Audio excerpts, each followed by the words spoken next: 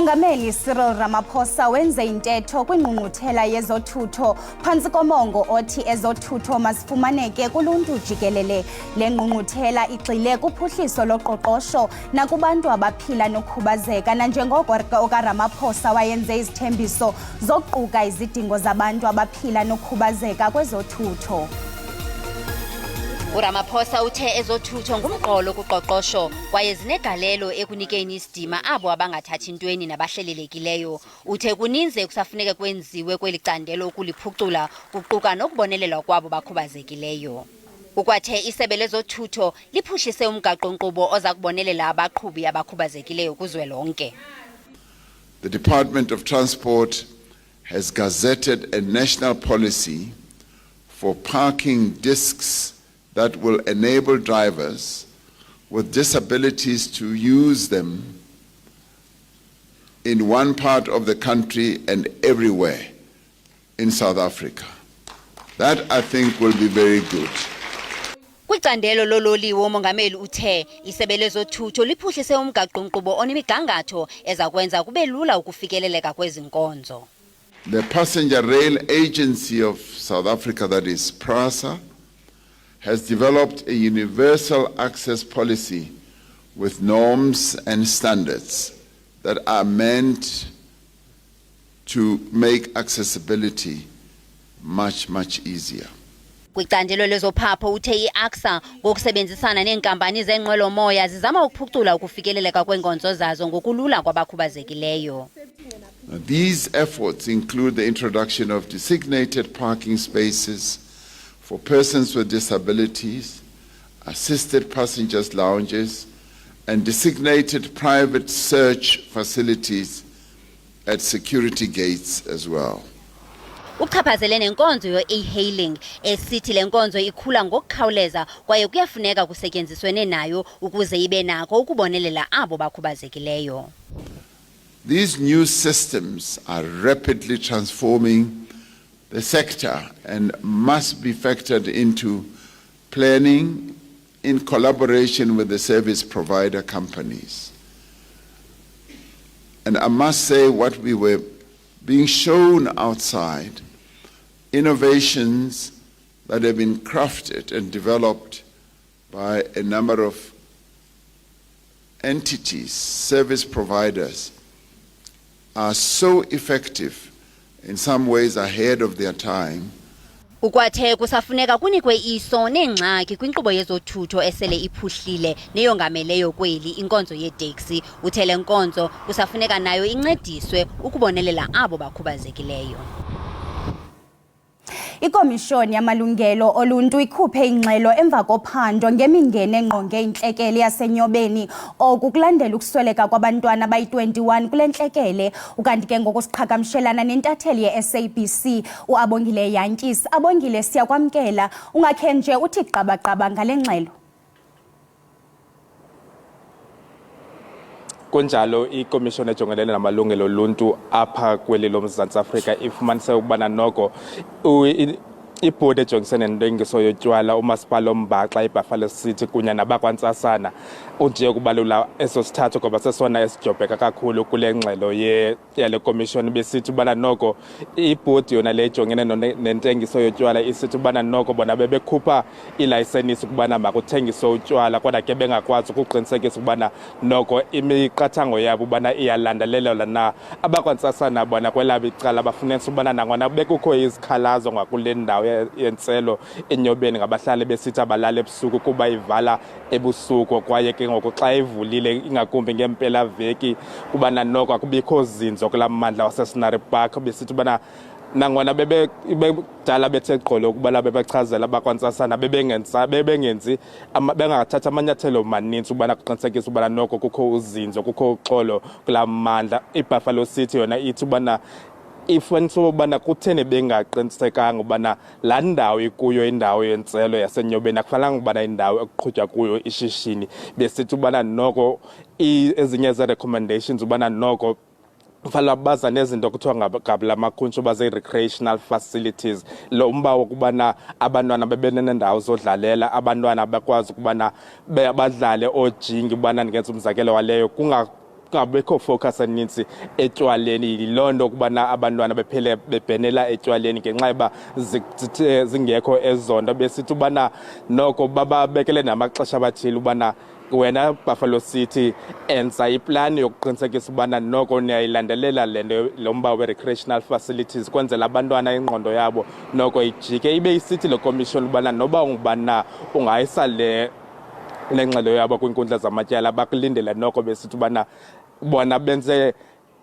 ngokusamandleni kwabo ukuqinisekisa ubana noko inyani kwaye nabo aba bantu bachaphazelekayo apha nabo bebenikwe ixesha ubana noko phambi kokuba ikhutshwe le ngxelo bakwazile ukufaka ii-input zabo. Ndikuxelela nangabazali ke ngoku bentlekele aba kuqale kwathethwa nabo banikwa yona le report kwaye ke ngoku xa bephefumla besithi ubana noko bayamkela. Besithi ubana ukuba yonke bonke aba bantu bebabandakanyekayo apha kule ngxelo ubana bebedlalile yabo indima abantwana babo ngesebephefumla namhlanje. Uyokhumbula ke ngoku nge-10 kaMeyi kuzoqhubekeka la inquest phaa kulaa nkundla kamantyi yasemdantsane, nalapho ke ngoku kuqhuba khona ibana nxakasana kwenzeka ntoni kanye kulo mba. Abanini bendawo yentselo bona besithi ubana abakathethi ukuzothika ngoku, kodwa ke ngabo nabo sijonge ukuthetha nabo njeba olu suku luhamba, ngoba ke zininzi izinto ezifunyaniswa ngakubana njengakuVuyokazi Ndevu lona i-license lena yokuthengisa itywala ibibhaliswe ngaye, esithi ubana khange i-attitude yakhe ibingahambiselani nezikhalazo zabahlali kulaa mmandla waseScenery Park. Besithi ubana nangona kumane kuxelwa ebengathathanga amanyathelo okubheka phambili ukuqinisekisa ubana noko kukho zinzo kulaa mmandla waseScenery Park. So ke inintsi nje into enzekayo kulo mba waseNyobeni, kwaye ke ziseninzi nezinto ezisazokuvela. Ndithetha nawe nje sisalindeleyo kumasipala ombaxa iBuffalo City nayo ibhodi kunye nabakwantsasana baphefumle, kodwa besithi ubana nabo bedinga ixesha ubana kuba besayiphonononga kusekutsha, kodwa ke baza kuphefumla kungekudala. Sibambe ngazibini kuwe Abongile. Inkokheli yombutho iRise Mzansi uSongezo Zibi utyhile ngokusesikweni izicwangciso zalo mbutho eButshabelo eFreystata. Imiba gangathe phantsi kwayo iquka unikezelo ngeenkonzo namathuba emisebenzi. Izicwangciso zombutho iRise Mzansi ziquka imiba enjengonikezelo lweenkonzo namathuba emisebenzi. Ukubalula embalwa, ulutsha lukhalazela amathuba emisebenzi engekhoyo. We rise against unemployment le crime engata ku South Africa. Kodwa kunjalo abantu banethemba ukuba lo mbutho uza kuzisa utshintsho eFreystata. Inkokheli yeqela uSongezo Zibi uthethe ngezicwangciso zalo mbutho. Apha eFree State ize ngamandla into yoba oomasipala bangasebenzi kakuhle, banorhwaphilizo, akuqashwanga abantu abarayithi ukuze benze umsebenzi karhulumente. Kuba uza apha ngasezantsi eFree State koBotshabelo, Thabanchu and so on, yayindawo yophuhliso leyo, kusenziwa iimpahla nezinye izinto. Lininzi ithuba lokubana sibuyisele abatyali bemali balapha eSouth Africa nabaphesheya kwenza abantu bazophinda bafumane intoni, imisebenzi. Kukho izimbiwa eFree State, igolide ingakumbi, kodwa ziyaphela ezazimbiwa. Kuza kwenzeka ntoni kwezinye indawo, Mathabeng, oVelcom njalo njalo? Kumele sizame ngokujonga phi, sijonge phambili. Ngomhla wama-29 kuMeyi abemi beli baza kube bevotela iinkokheli abathembe kuba ziza kuza notshintsho. Nanjengoko sele kushiyeke iveki ezimbalwa kufike usuku lonyulo lomhla wama-29 kuCanzibe uMeyi ngesilungu, ikomishoni ezimeleyo yonyulo kwiphondo loMntla Koloni inika ingqwalasela ekufundiseni abahlali ngotshintsho lwenkqubo yokuvota. Abavoti kweli tyeli baza kujongana namaxwebhu amathathu kunyulo, kulandela ukufakwa kwabagqatswa abazimeleyo. Ukufundiswa ngonyulo kuqale ePlatfontein nelikhaya loluntu lweXU kwakunye nakwidyunivesithi yaseSalt Platyi, nalapho bekugxilwe kwabo bazaqala ukuvota. Ikomishoni ezimeleyo yezonyulo iqale iphulo lokufundisa abavoti ePlatfontein kule veki. Iqale kubafundi baseXhunkwenza Combined School nabaza kuvota okokuqala kolonyulo luzayo. Ikomishoni ibisebenzisa ulwimi lweAfrikaans ukucacisa utshintsho kwiibhokisi zamaxwebhu ovoto kubantu abatsha. Nangona kunjalo, ikomishoni izimisele itshintsha indlela yokwenza xa isiya kwiinkonde neenkondekazi zaseBloemfontein nezingakwazi ukuthetha ulwimi lweAfrikaans. I-IEC ithi izithembile ukuba iza kwenza kangangoko ukufikelela kuluntu phambi konyulo. The reason for this is that South Africans in the national and provincial elections are only used to receiving 2 ballot papers. And we want to make sure that we explain to them and we prepare them to know that there will be 3 ballot papers. Abafundi bakwidyunivesithi yaseSolplaatje bathe baxhamla nabo kweliphulo lokufundiswa ngotshintsho kwinkqubo yovoto. Abo bebenomdla wokwazi nabathe babuza imibuzo bathi le seshoni ibiluncedo kakhulu. The information that was shared by IEC, it is very important because they also shared with us the information like the 3 ballots that will be there and also the special voting and the section 24A. They also shared those information. I-IEC iqhube ngelithi le nkqubo yokufundisela ukuvota iseza kuqhuba kwiiwadi ezingama-33 kwesi sixeko phambi konyulo.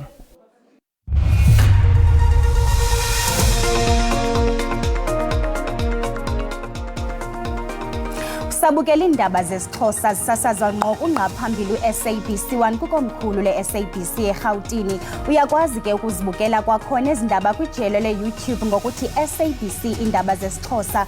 Siyacela ukuba xa ubukele ucofe ulike, sikwabongoza kanjalo ukuba ukamcofi usubscribe wenze njalo. Ukanti kwinqaku lethu lokuqala sithe uMongameli Cyril Ramaphosa wenze intetho kwingqungquthela yezothutho phantsi komongo othi ezothutho mazifumaneke kuluntu jikelele. Le ngqungquthela igxile kuphuhliso loqoqosho nakubantu abaphila nokukhubazeka. Nanjengoko kaRamaphosa wayenze izithembiso zokuquka izidingo zabantu abaphila nokukhubazeka kwezothutho. Abahlali baseRedfontein eClay naseGrootmeer bathi bafuna umasipala wabo waqala. Umasipala wokuqala waseMeer wadityaniswa nomasipala iDavid Groepier waseUppington ngo-2016. Abahlali bathi oku kwenze bangahoyakali. Idolophu ezilithoba kummandla waseKalahari ngoku zilawulwa zii-ofisi zaseRedfontein nezinondlunkulu seDavid Kruger okude ngomgama weekhilomitha eziyi-250. Abahlali bathi iingxubakaxaka ezibaxananazeleyo ziyaqatsela futhi balahlele kwesinomhlwa. Iinkonzo zamanzi, ugutyulo lwelindle nezendlela zezona zikwimeko emaxongo. Sometimes for more than 3-4 days we don't have any water. En die verlede is bitter goeie diens. Uthi bebezifumana inkonzo phambili phaya behlangulwa kwimibhodama abajamelana nayo kutshanje bebefake uxwebhu kodwa akwathatyathwa nenyathelo elinye. Abahlali bazityande igila ngelithi ukukhalaza kwabo akuncedi nanjengoko uthethathethwano nomasipala waseDavid Kruger lusilela. Kuthi ababaxeleli abaza kwenza ukubahlangula kwimibhodama abajamelene nayo koko ababahoyi kwaphela. Umasipala waseDavid Kruger uvakalise ngelithi ambalwa amathuba okubuya komasipala waseMeer nanjengoko lo masipala utsala nzima yaye kuqenqeleke neenyanga ungakwazi nokubhatala imirholo. The municipality sometimes struggle to pay the salaries of the workers. So that was the reason for the government to decide these 2 municipalities must become one. Ukanti ke abahlali balapha bathi ezintsinda badala zeminyaka esibhozo abasajijisana nazo kunangoku zakuhlala ezingqondweni zabo naxa besingisele kunyulo kwinyanga ezayo.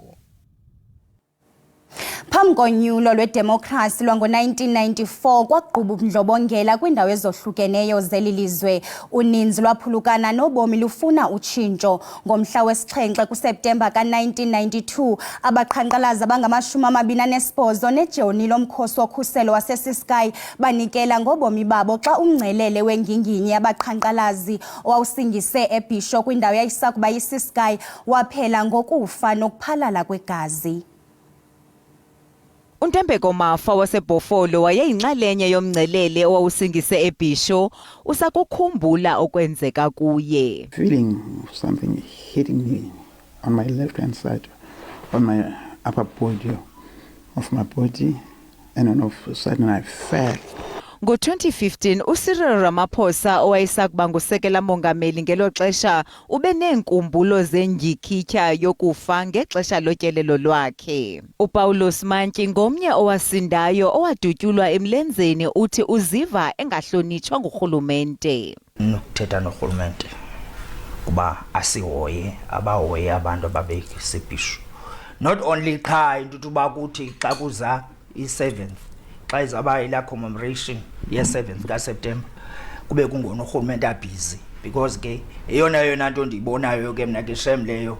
Ilitye lesikhumbuzo lembubhiso yasebhisho lenziwe ngaphandle kwebala lemidlalo njengesikhumbuzo esisigxina kwabo bathe babhubha ngenxa yesasenzo. Since the start of Premier Mabuyane's term, we have strengthened the working relationship between the Bisho Masaka Foundation and the provincial government. To this end, we conduct periodical assessments which ensure that each and every need of each victim is looked after.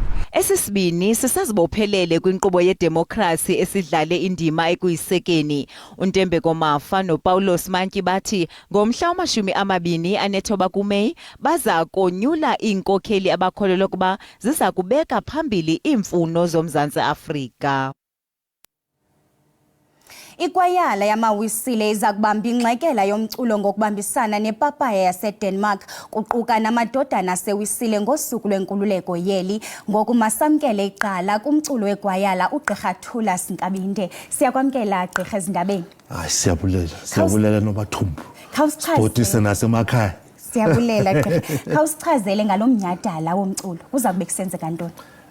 Ichoir igama layo kuthiwa yi-Circuit 902 Methodist Church Choir ihlanganisa ama-society ahlukene i-Alexander, i-Ivory Park, i-Lombardy East, Bethesda ne-Elders Gate. So bahlangane bonke benza ichoir.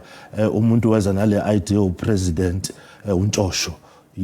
idea emnandi kabuthi asihlanganise sonke sicule singamaweseli. So basebengicela ukuthi mina ngizoyiconducta leyo choir. Okay, ingaba intoni eyenze ukuba nikhethe olusuku lokubhiyozela inkululeko yelilizwe ukubamba lo mnyhadala? Yabona le papaya choir yaseDenmark bacula ama-freedom songs. Bawungabezwa becula ungababoni ngacabanga ukuthi abantu bala eSouth Africa kanti abantu baphesheya. So that's why sikhethe i-Freedom Day ngoba vele bashaya nama-freedom songs namanye amaculo.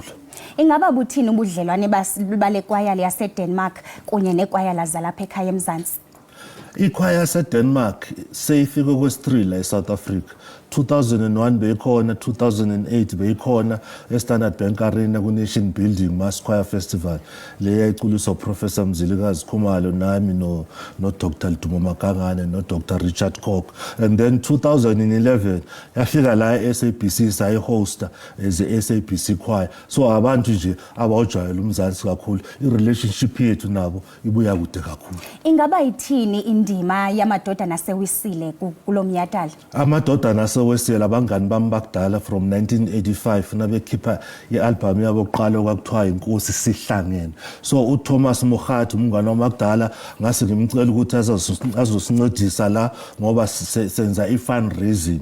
Siraise ama-funds zisonto. So Thomas Mogathi namadodana aseweseli bathi bazofika for free bazocula la kule concert. Sibonga kakhulu. Sibamba ngazibini kweGqirha. Kwaye siyathemba ukuba abantu bazawunwabela lo mnyhadala. KuseCalvary ngeyi-27 ngomgqibelo. Calvary Methodist Church lapha eMidrand. Siqala ngo-1. Sibamba ngazibini kweGqirha. Enkosi. Sihlabele Mgama kwinqaku lethu lokufundiswa ngonyulo sikubuzile ukuba ingaba sowulifumene na ulwazi olupheleleyo ngokuvota ze wena waphendula wenjenje.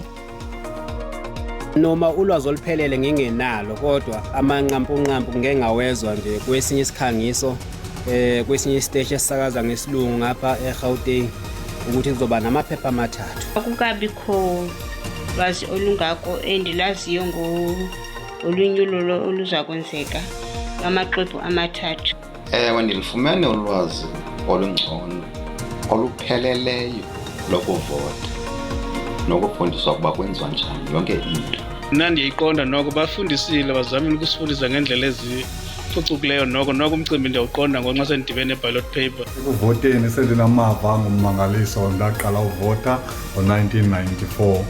Ngoku sendinamava ingathi ayisafiki all new law lika-2024.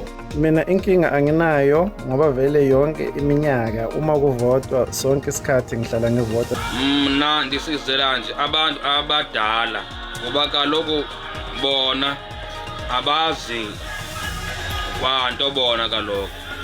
Mina nje impela ngokwami ngingasho ukuthi cha khona bengalitholi ulwazi olanele njengoba sibheka okhethweni nje engicabanga ukuthi ke nenhlangano ya-AC ihlalela umkhankaso ukuthi ngephume indawo ngendawo ehambe ifundisa abantu. Impela mayelana nokhetho yonke into isimi ngomumo sengilindele lona ukuthi kufike ngikwazi ukuthi ngiyopractice nami ilungelo lami lokuyikhethela. Mina ndisizela aba bazawuvota before thina sivota uba bayawufundiswa nini bona ngalo maphepha naba bantu abadala utatomkhulu nomkhulu bayawufundiswa nini bona.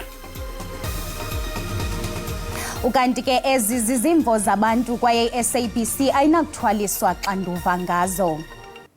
Okokugqibela masithithi igxada kumagqabantshintshi ezithe zaqaqamba kwihlabathi siziqale kwelo ngcuncu eMelika. Inqwelomoya iLufthansa Boeing ithe cakatha yaphinda yaphakama kwakhona eLos Angeles.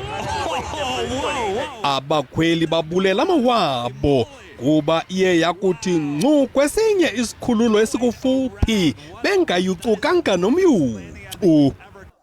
Waqu eChina abahlanguli babile besoma behlangula amaxhobe ezikhukhula kumazantsi eChina eQingyuan.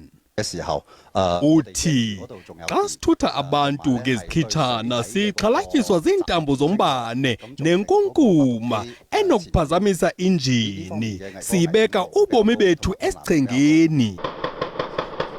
Qakatha qelele kwisiqithi iHaiti kuvakale izithonga zezulu lezandla kwisixeko iPort-au-Prince okukwenzeka ngaphambi kwengxikela yokunikezela ngolawulo kwinkulumbuso entsha. Kamnandi into zakuthi.